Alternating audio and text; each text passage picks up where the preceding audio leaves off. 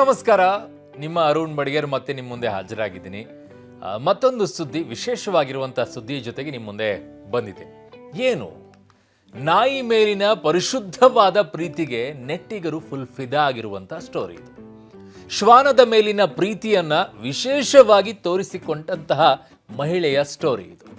ಸಾಮಾಜಿಕ ಜಾಲತಾಣದಲ್ಲಿ ಸಿಕ್ಕಾಪಟ್ಟೆ ವೈರಲ್ ಆಗ್ತಾ ಇರುವಂತಹ ಈ ವಿಡಿಯೋದ ಕಹಾನಿ ಏನದು? ನಾಯಿ ಹೀಗಂತ ಕರೆದ್ರೆ ಕೆಲವರಿಗೆ ವಿಪರೀತ ಕೋಪ ಬರುತ್ತೆ ರೀ. ಅವರಿಗಲ್ಲ, ಅವ್ರು ಸಾಕಿರೋ ನಾಯಿ ಕರೆದ್ರೂ ಹಂಗೆ ನಾಯಿ ಅಂತಂದ್ರೂ ಕೋಪ ಬಂದ್ಬಿಡುತ್ತೆ. ಯಾಕಂದ್ರೆ ಅವರು ಅದನ್ನ ಮಗನ ರೀತಿ, ಹೆಣ್ಣಿದ್ರೆ ಮಗಳ ರೀತಿ ಸಾಕ್ತಾರಂತೆ ಏನೋ, ಕರೆನೇ ಹಂಗೆ ಸಾಕೋದು. ಅದನ್ನ ಹೆತ್ತಿರೋ ಮಕ್ಕಳಿಗಿಂತ ಅವುಗಳ ಮೇಲೇನೆ ಹೆಚ್ಚು ಪ್ರೀತಿ ಅವರಿಗೆಲ್ಲ. ನೋಡಿರ್ತೀರ ನೀವು ಕೂಡ ತುಂಬ ಕಡೆಗೆ. ಅದಕ್ಕೆ ಅವುಗಳಿಗೆ ನಾಯಿ ಅಂತ ಏನಾದರೂ ಕರೆದು ಬಿಟ್ರೆ ಅಯ್ಯಯ್ಯಯ್ಯ ಅವ್ರಿಗೆ ಬರಲಾರ್ದಷ್ಟು ಸಿಟ್ಟು ಬಂದ್ಬಿಡುತ್ತೆ. ಹಂಗೆ ಕರಿಬೇಡ ನೀನು ಅಂತೆಲ್ಲ ಬಯಕ್ಕೆ ಶುರು ಮಾಡ್ಬಿಡ್ತಾರೆ. ಅದಕ್ಕೆ ಏನು ಹೆಸರಿಟ್ಟಿರ್ತಾರೋ, ಈಗ ಮನುಷ್ಯರಿಗೆ ಇರೋದಿಲ್ವಾ, ಹಂಗೆ ಆ ಹೆಸರಿಂದನೇ ಕರಿಬೇಕಂತೆ. ಅದು ಮಗ ಅಂತ ಕರೀತಾರೆ, ಮಗಳಿಂತ ಕರೀತಾರೆ. ಅಯ್ಯಯ್ಯಪ್ಪ, ಹಂಗೆ ಕರಿಬೇಕಂತೆ. ಓಕೆ, ಇಲ್ಲದೆ ಇದ್ರೆ ನಿಮ್ಮ ಜೊತೆಗೆ ಪಕ್ಕಾ ಗ್ಯಾರಂಟಿ ಅವ್ರ ಜಗಳ, ಯಾವ ಅನುಮಾನನೂ ಇಲ್ಲ, ಪಕ್ಕಾ ಜಗಳ ಮಾಡ್ತಾರೆ ನಿಮ್ಮ ಜೊತೆಗೆ. ಅದಕ್ಕೆ ಯಾಕೆ ನಾಯಿ ಅಂತ ಕರಿತೀಯ ಅಂತೇಳಿ. ಅರೆ ಮನುಷ್ಯ ನಾಯಿ ಹಂಗೆ ಕರಿಬೇಕಲ್ವಾ? ಬಟ್ ಹಂಗಲ್ಲ ರೀ ಇವ್ರಿಗೆಲ್ಲ. ಇವ್ರದ್ದು ವಿಶೇಷವಾದಂಥ ಪ್ರೀತಿ ಇವುಗಳ ಮೇಲೆ. ಇನ್ನು ಈ ನಾಯಿಗಳ ಮೇಲೆ ತೋರೋ ಪ್ರೀತಿಗೆ ಮಾತ್ರ ಯಾವುದೇ ಒಂದು ಬಾರ್ಡರ್ ಇಲ್ಲ, ಸೀಮೆ ಅನ್ನೋದೇ ಇಲ್ಲ ಇದಕ್ಕೆ.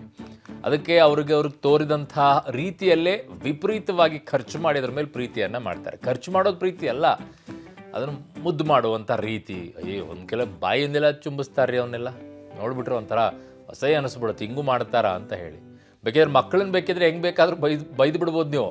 ಮಕ್ಳಿಗೆ ಏನಾದರೂ ಬೈರಿ, ಅದನ್ನು ತಡ್ಕೊಂಡ್ಬಿಡ್ತಾರೆ. ನಾಯಿಗೆ ಅವ್ರು ಸಾಕಿರೋ ನಾಯಿಗೆ ಬೈದು ಬಿಟ್ರೆ ಮಾತ್ರ ಚಾನ್ಸೇ ಇಲ್ಲ, ತಡ್ಕೊಳ್ಳೋದಿಲ್ಲ.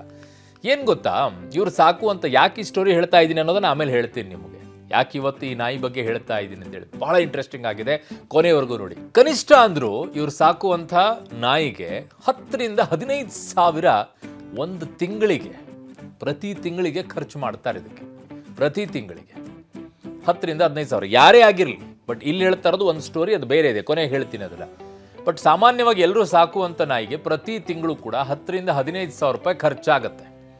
ವರ್ಷಕ್ಕೆ ಇಂಜೆಕ್ಷನು, ಊಟ, ಅದಕ್ಕೆ ಹಾಕುವಂಥ ಬೆಲ್ಟು, ವ್ಯಾಕ್ಸಿನು, ಅದು ಇದು ಅಂತ ಎಲ್ಲ ಸೇರಿ ಒಂದು ಆಲ್ಮೋಸ್ಟ್ 1.5 ರಿಂದ 2 ಲಕ್ಷ ರೂಪಾಯಿ ಪಕ್ಕ ನೀವೇನಾದರೂ ನಾಯಿ ಸಾಕಿದ್ರೆ ಅಷ್ಟೊಂದು ಡೆಫಿನೆಟಾಗಿ ಆಗುತ್ತೆ.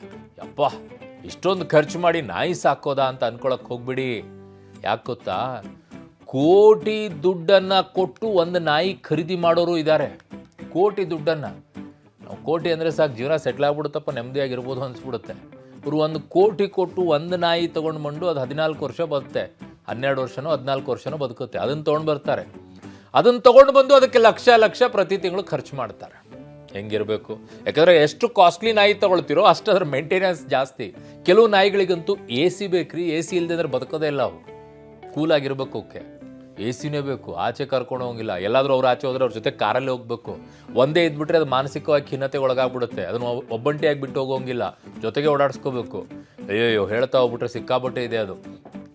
ಒಂದಿಷ್ಟು ಜನ ಕೋಟಿ ಕೊಟ್ಟು ನಾಯಿ ಖರೀದಿ ಮಾಡ್ತಾರೆ, ಒಂದಿಷ್ಟು ಜನ ಲಕ್ಷ ಕೊಟ್ಟು ನಾಯಿ ಖರೀದಿ ಮಾಡ್ತಾರೆ, ಕೆಲವರು 1000 ಕೊಟ್ಟು ಖರೀದಿ ಮಾಡೋರಿದ್ದಾರೆ. ಆಯಾ ತಳಿಗಳ ಮೇಲೆ ಹೋಗುತ್ತೆ ಅದು. ಅದಕ್ಕೆ ಅವ್ರನ್ನೆಲ್ಲ ಹೇಳ್ತಾರೆ ಗೊತ್ತಾ, ಶ್ವಾನ ಪ್ರಿಯರು ಅಂತ ಸಾಮಾನ್ಯವಾಗಿ ಕರಿತೀವಿ. ಈಗ ಸೀದಾ ನಾನು ಇಷ್ಟೊತ್ತನ ನಿಮ್ಗೆ ಹೇಳಿದ್ದೇನು, ಒಂದು ಪೀಠಿಕೆ ಮ್ಯಾಟ್ರಿಗೆ ಬಂದ್ಬಿಡ್ತೇನೆ. ನೇರವಾಗಿ ಬೈಕೊಳ್ತಾ ಇರ್ತೀರಿ ನೀವು, ಸೀದಾ ಮ್ಯಾಟ್ರಿಗೆ ಬಾರಪ್ಪ ನೀನು ಅಂತೇಳಿ. ಅದಕ್ಕೆ ಸೀದಾ ಮ್ಯಾಟ್ರಿಗೆ ಬಂದ್ಬಿಡ್ತೀನಿ. ನಿಷ್ಠೆ ಮತ್ತು ಪ್ರಾಮಾಣಿಕತೆಗೆ ಮತ್ತೊಂದು ಹೆಸರೇನು ಗೊತ್ತಾ, ಈ ಶ್ವಾನ. ನಿಯತ್ತಿಗೆ ನಾಯಿ ಅಂತ ಹೇಳ್ತಾರೆ. ಸಾಕು ಪ್ರಾಣಿಗಳಂತಂದ್ರೆ ಒಂದು 90% ಜನ ಇಷ್ಟಪಟ್ಟೆ ಪಡ್ತಾರೆ. ಕೇವಲ ನಾಯಿ ಅಷ್ಟೇ ಅಲ್ಲ, ಸಾಕು ಪ್ರಾಣಿಗಳು ಯಾವ್ಯಾವ್ದು ಬರುತ್ತೆ, ಬೆಕ್ಕು ಬರುತ್ತೆ, ನಾಯಿನೂ ಬರುತ್ತೆ, ಮೊಲ, ಕುರಿ, ಹಸು, ಪಕ್ಷಿಗಳು. ಅದು ಕೆಲವೊಂದಿಷ್ಟು ಮಾತ್ರ ಪಕ್ಷಿಗಳಿಗೆ ಸಾಕಕ್ಕೆ ಪರವಾನಗಿ ಇದೆ, ಕಂಡುದಕ್ಕೆಲ್ಲ ಇಲ್ಲ. ಹೀಗೆ ಹಲವು ಪ್ರಾಣಿಗಳನ್ನು ಇತ್ತೀಚಿನ ದಿನಗಳಲ್ಲಿ ಜನ ಏನು ಮಾಡ್ತಾರೆ, ತಮ್ಮ ಮನೆಯಲ್ಲಿ ಸಾಕ್ತಾ ಇದ್ದಾರೆ. ಅದಕ್ಕೆ ಈಗಾಗಲೇ ಹೇಳಿದೆ ಎಷ್ಟೆಷ್ಟು ಖರ್ಚು ಮಾಡ್ತಾರೆ ಅಂತೇಳಿ. ಅದರಲ್ಲೂ ಸಾಕು ಪ್ರಾಣಿಗಳಲ್ಲಿ ಸಿಕ್ಕಾಪಟ್ಟೆ ಖ್ಯಾತಿ ಅಂತಂದರೆ ನಾಯಿಗಳನ್ನು. ಅದು ಮನೆ ರಕ್ಷಣೆನೂ ಮಾಡುತ್ತೆ, ಜೊತೆಗೂ ಇರುತ್ತೆ, ಆರಾಮಾಗಿರುತ್ತೆ, ನಿಯತ್ತಾಗಿರುತ್ತೆ ಅಂತ ಹೇಳಿ ಮನೆ ಮಾಲೀಕರು ಇದನ್ನು ಖರೀದಿ ಮಾಡ್ತಾ ಇದ್ದಾರೆ. ಈಗ ಅದೊಂದು ಫ್ಯಾಷನ್ ಟ್ರೆಂಡ್ ಆಗಿಬಿಟ್ಟಿದೆ, ಚಟ. ಒಂದು ಮನೇಲಿ ಒಂದು ನಾಯಿ ಇರಬೇಕು ಅನ್ನೋದು. ನಾಯಿ ಇದೆಯೋ ಇಲ್ಲೋ, ಹೊರಗಡೆ ಬೋರ್ಡ್ ಅಂತೂ ಹಾಕಿರ್ತಾರೆ, ನಾಯಿ ಇದೆ ಎಚ್ಚರಿಕೆ ಅಂತ ಹೇಳಿದೆ. ಯಾರು ಅಂತ ತಿಳ್ಕೊಳ್ಬೇಕು ನೀವೇ. ಈಗಾಗಲೇ ಹೇಳದಂತೆ ತಮ್ಮ ಮಕ್ಕಳಂತೆ ಅವುಗಳನ್ನು ನೋಡ್ಕೊಳ್ತಾರೆ, ಅಷ್ಟು ಮುದ್ದು ಮಾಡ್ತಾರೆ. ಇರಬಾರ್ದು ಅಂತಲ್ಲ, ಮುದ್ದು ಮಾಡ್ತಾರೆ. ಬಟ್ ಒಂದು ಲಿಮಿಟೇಷನ್ ಇರಬೇಕು. ಕೆಲವು ಕಡೆಗಳೆಲ್ಲ ಲಿಮಿಟೇಷನ್ ದಾಟಿ ಹೋಗುತ್ತೆ. ಅದನ್ನು ಹೆಂಗೆ ಯೋಚನೆ ಮಾಡ್ತೀರಾ ನಿಮ್ಗೆ ಬಿಟ್ಟಿದ್ದು. ಕಾರಣ ನೀವು ಶ್ವಾನಪ್ರಿಯರಾಗಿರ್ಬೋದು, ನನಗೆ ಬೈತಾನೂ ಇರ್ಬೋದು, ಬೈರಿ. ಇಲ್ಲೊಂದು ಸ್ಟೋರಿ ಏನು ಹೇಳ್ತಾ ಇದ್ದೀನಿ, ಮ್ಯಾಟ್ರಿಗೆ ಬರ್ತಾ ಇದ್ದೀನಿ. ಮನೆಗೊಂದು ಮರ, ಊರಿಗೊಂದು ವನ ಅನ್ನುವಂಥ ಗಾದೆ ಮಾತಿನಲ್ಲಿ ಎಲ್ಲರ ಮನೆಯಲ್ಲೂ ಕೂಡ ನಾಯಿ ಇರೋದು ನಿಮ್ಗೆ ಗೊತ್ತಿದೆ. ಒಂದು ತನ್ನ ಹಾಕಿದರೆ ಅದು ಇಡೀ ಜನ್ಮ ಪೂರ್ತಿ ನಮ್ಮ ಜೊತೆಗೆ ಇರುವಂಥ ಏಕೈಕ ಪ್ರಾಣಿ ಅದು ಶ್ವಾನ. ಸೊ ಹಾಗಾಗಿನೇ ಇಲ್ಲೊಬ್ಬರು ಮಹಿಳೆಯ ಬಗ್ಗೆ ಸ್ಟೋರಿ ಹೇಳ್ತಾ ಇದ್ದೀನಿ. ಇವರೆಲ್ಲಿಯವರು ಮಹಾರಾಷ್ಟ್ರದ ಮುಂಬೈನಲ್ಲಿರುವಂಥ ಮಹಿಳೆ. ಶ್ವಾನದ ಮೇಲಿರುವಂಥ ಪ್ರೀತಿಯನ್ನು ವಿಪರೀತವಾಗಿ ಸಾಬೀತುಪಡಿಸ್ಕೊಂಡಿದ್ದಾರೆ. ಮುಂಬೈಯಲ್ಲಿರುವಂತಹ ಚಂಬೂರ್ನಲ್ಲಿ ಈ ಮಹಿಳೆಯೊಬ್ಬರು ಏನು ಮಾಡಿರ್ಬೇಕು ಹೇಳಿ? ಏನೋ ಅದಕ್ಕೊಂದು ಮನೆ ಕಟ್ಟಿದ್ದಾರೆ, ಇದು ಮಾಡಿದ್ದಾರೆ ಅಲ್ಲ. ಇದಕ್ಕೆ 2.5 ಲಕ್ಷ ರೂಪಾಯಿ ಖರ್ಚು ಮಾಡಿ ಅವರು ಸಾಕಿರುವಂಥ ಮುದ್ದಿನ ಶ್ವಾನಕ್ಕೆ ಒಂದು ಚಿನ್ನದ ಸರವನ್ನು ಹಾಕಿಸಿದ್ದಾರೆ. ಅಯ್ಯಯ್ಯಪ್ಪ, ಜ್ಯುವೆಲರ್ ಶಾಪಿಗೆ ಕರ್ಕೊಂಡು ಹೋಗ್ತಾರೆ. ಜ್ಯುವೆಲರ್ ಶಾಪಿಗೆ ಕರ್ಕೊಂಡು ಹೋಗ್ಬಿಟ್ಟು ಆ ಚೈನ್ ನೋಡ್ಬಿಟ್ಟು ಆ ಚೈನಿಗೆ ಕೊಳ್ಳಿಗೆ ಹಾಕಿ ಓಡಾಡಿಸ್ತಾರೆ. ಹೌದಾ? ಆ ದೃಶ್ಯ ನೋಡ್ಬೇಕು ನೀವು ಹೆಂಗಿದೆ ಅಂತ ಹೇಳಿ.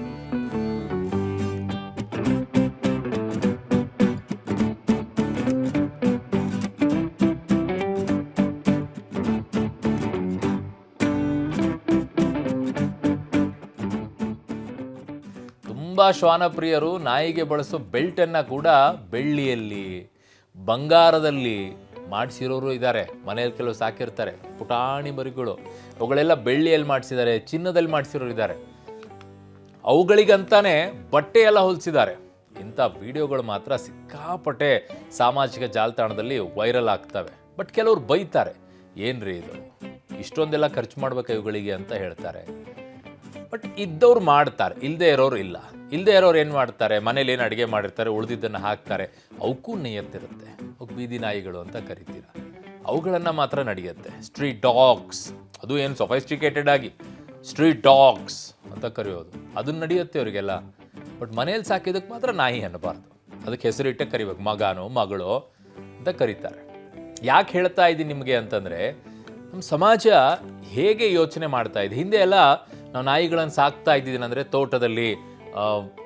ತೋಟವನ್ನು ಕಾಯಕ್ಕೋಸ್ಕರ ನಾಯಿ ಇರಬೇಕು ಅಂತ ಹೇಳಿ, ಮನೆ ಕಾಯಕ್ಕಂಥೇಳಿ ಒಂದು ನಾಯಿ ಸಾಕ್ತಾರೆ. ಬಟ್ ಇಲ್ಲಿ ಹಂಗಲ್ಲ, ಇದೊಂಥರ ಚಟ ಆಗ್ಬಿಟ್ಟಿದೆ. ನಾಯಿ ಕಾಯಕ್ಕಲ್ಲ, ಇವರೇ ನಾಯಿನ ಕಾಯಬೇಕು. ನಾಯಿ ಮನೇನ ಕಾಯೋದಲ್ಲ, ಇವ್ರು ನಾಯಿನ ಕಾಯಬೇಕು. ಅನೇಕ ಕಡೆಯಲ್ಲಿ ಹೋಗಿದ್ದೀವಿ, ಎಲ್ಲಾದ್ರೂ ಹೋಗ್ಬೇಕಾದ್ರೆ ಜಸ್ಟ್ ವಾಚ್ ಮಾಡಿ, ಎಲ್ಲಾದ್ರೂ ಒಂದು ಅಂಟಿಸಿರ್ತಾರೆ ನಮ್ಮ ಇದು ಕಳುವಾಗಿದೆ ಅಂತೇಳಿ, ಅದಕ್ಕೇನೋ ಹೆಸರಿಟ್ಟಿರ್ತಾರೆ, ರಿಂಕಿನೋ ಪಿಂಕಿನೋ. ನಮ್ಮ ರಿಂಕಿ ಕಳುವಾಗಿದೆ ಅಂತೇಳಿ ಕೆಳಗೆ ನೋಡಿದಾಗ ಫೋಟೋ ಅದರದ್ದು ನಾಯಿದಿರುತ್ತೆ. ಅಲ್ಲಿ ರಿಂಕಿ ಆದರೆ ನಾವು ಯಾರು ಮಗಳು ಏನಿರಬೇಕು ಅಂದ್ಕೊಳ್ತೀವಿ, ಕೆಳಗೆ ನೋಡಿದರೆ ನಾಯಿ ಫೋಟೋ ಇರುತ್ತೆ. ಕಳುವಾಗಿದೆ, ಹುಡುಕಿ ಕೊಟ್ಟವರಿಗೆ ಬಹುಮಾನ. ಮುಂಚೆ ನಾಯಿ ಮನುಷ್ಯರು ನೋಡ್ಕೊಂಡು ಹೋಗ್ತಾ ಇತ್ತು, ಎಲ್ಲಿ ಕಳ್ಕೊಂಡು ಹೋಗಿದ್ದಾರೆ ಅವ್ರನ್ನ ವಾಸನೆ ಹಿಡ್ಕೊಂಡ್ಬಿಟ್ಟು. ಈಗ ಮನುಷ್ಯರೇ ನಾಯಿ ಎಲ್ಲಿ ಕಳೆದೋಗ್ಬಿಟ್ಟು ಹುಡ್ಕೊಂಡು ಅಡ್ಡಾಡಬೇಕು. ಎಲ್ಲೆಲ್ಲಿ ಹೋಗುತ್ತೋ ಏನ್ರಿ ಅವೆಲ್ಲ. ಸಾಕಿ ಬೇಡ ಅನ್ನೋದಿಲ್ಲ, ಒಂದು ಲಿಮಿಟೇಷನ್ ಇರಬೇಕು. ಅದು ಆ ಬಾರ್ಡ್ರನ್ನು ಕ್ರಾಸ್ ಮಾಡಿ ಹೋಗ್ತಾ ಇದ್ದಾಗ ಏನಾಗುತ್ತೆ ಗೊತ್ತಾ, ಸಮಾಜದಲ್ಲಿ ಏನು ನಾಯಿಗೆಲ್ಲ ಸಾಕಕ್ಕೆ ಇಷ್ಟೊಂದು ಖರ್ಚು ಮಾಡ್ತಾರೆ ಇವರು ಅಂತ ಅನಿಸ್ಕೊಳ್ಳೋಕೆ ಶುರು ಆಗುತ್ತೆ. ಬಟ್ ಅನ್ನೋರಿಗೆ ಯಾರು ನಿಲ್ಸೋಕ್ಕಾಗೋದಿಲ್ಲ. ಅವ್ರು ಅಂತಿರ್ತಾರೆ, ನೀವು ಸಾಕೋರು ಸಾಕಿ. ಬಟ್ ಸಮಾಜದಲ್ಲಿ ಒಂದಿಷ್ಟು ಅದಕ್ಕೆ ಬಾಯಿ ಇಟ್ಬಿಟ್ಟು ಮುದ್ದು ಮಾಡೋದು, ಅದನ್ನು ಏನೇನೋ ಮಾಡ್ತಿರ್ತೀರ ಅದ್ರ ಜೊತೆಗೆ, ಅದೊಂಥರ ಅಸಹ್ಯವಾಗಿರುತ್ತೆ.